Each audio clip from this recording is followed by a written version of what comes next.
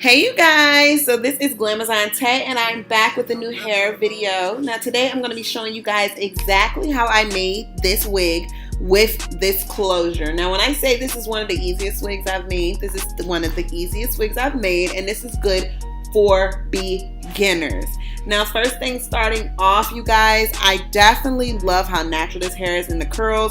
And you guys know I normally don't be wearing no black hair, but today, honey, I had to pull out some black hair for the girls because they wanted me to give them that black, okay? So first starting off, you're gonna go ahead and need a wig head. You're definitely gonna need some scissors. You're also gonna need some thread and a needle, as well as some bleaching powder and some developer. I use 40 and 10 to make 30 a little bit. And then I also use Shimmer Light shampoo as well as a brush for application.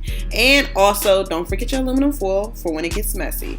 Now I'm gonna use this wig cap today. This is the dome style wig cap, just because I felt like it would be a little bit more easier and I want it to be more secure. And today, you guys, I'm definitely going to be using eullair. This is an Indian body wave. It's 4 bundles of 28-inch and it's a 20-inch closure 4x4 as well.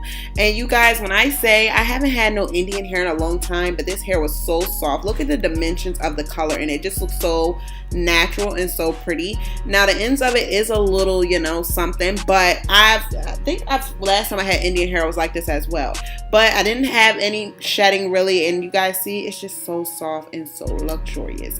But let's get into making this wig, baby girl. So first things, I'm gonna go ahead and use a cup and I'm gonna put my developer in it in my bleach, and this is gonna be my mixture to put on the actual closure. Now I want this really thick like cake batter, and I'm actually gonna make it as thick as possible with just a little drip because I don't want it seeping through on the actual closure.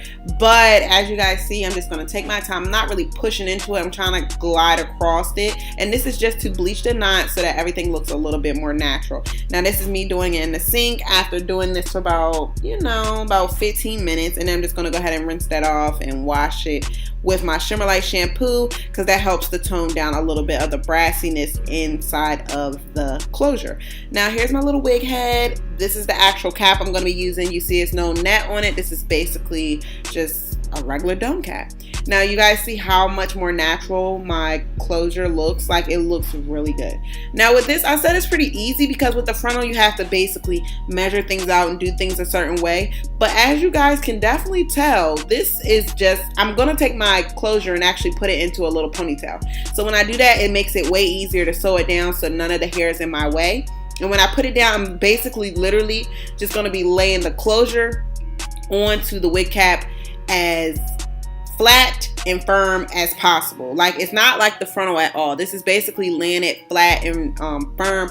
Now with me, I've made so many wigs like this. Making closures is pretty easy to me, so I normally don't pin it down, but if you were to pin it down, you're actually going to go ahead and pin it down on each 4 of the corners. So with, like I said, I didn't really have any pins with me at this time, so I just went ahead and did it for what I know. But normally you would just do that and you see you lay it flat, and as when I'm sewing it, you see I'm pulling it because it's just laying flat. Now with this needle, this is one of my sewing needles.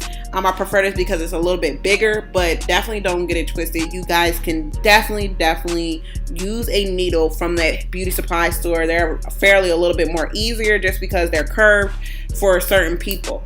But I like to go back and forth, and on this side you actually can see where I took the needles and used them as a base to hold the closure down firm because I didn't have T-pins. So that's the only reason I use these needles on this side, because it's holding it down.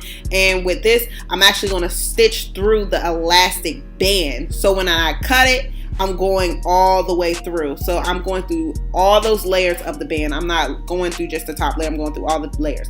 Now you see the closure is pretty much flat. It looks really good, and I'm just gonna go ahead and put that in a bun so it can stay out of my way. But everything is laying flat. It looks really good, and I am very satisfied with the way it came out.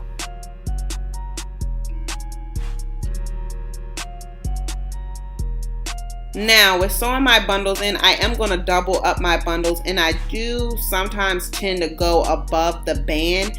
Now with this one, if you were to sew where the band is, you wouldn't go through all those layers of the band. You will only go through the top layer, because with the band, it actually has 3 layers. The dome part of the cap, this elastic band, and then it's actually another, you know, layer for the dome cap. But like I said, I'm just going above it, and I kind of start around that area. You can pretty much start it where you want, but that's the way I'd like to do it, and I just keep it going in that U shape, you know. And right now, as you see, I'm going through the top layer of the band. I'm not going through all 3 layers of the band.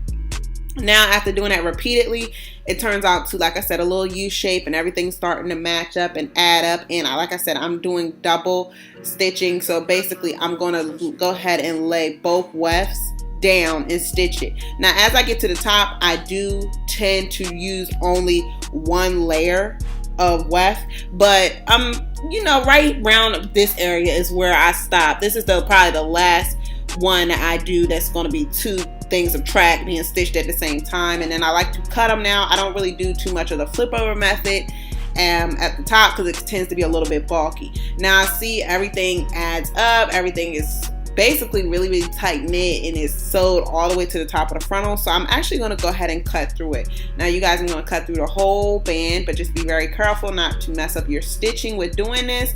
And it looks really good. I was really surprised, you guys, because like I said, last time I thought I lost my touch, but baby girl, I'm still here. I'm still doing my thing. Okay, I was like OD feeling myself, right? So after I wash my wig, I just go ahead and wash the whole entire wig. And when I do that, I let it air dry. I never blow dry my wigs unless really need be, but I let it air dry. And this is the look. If you guys want me to show you how I did these beach wave curls or whatever you want to call them, you guys, the volume and all that, then I definitely could do a video on that. But this is how the wig turned out. I'm very pleased and I love it. So I hope you guys enjoyed this video. Don't forget to comment, like, and subscribe, and the hair details will be in the bio, and I'll see you guys. Mwah.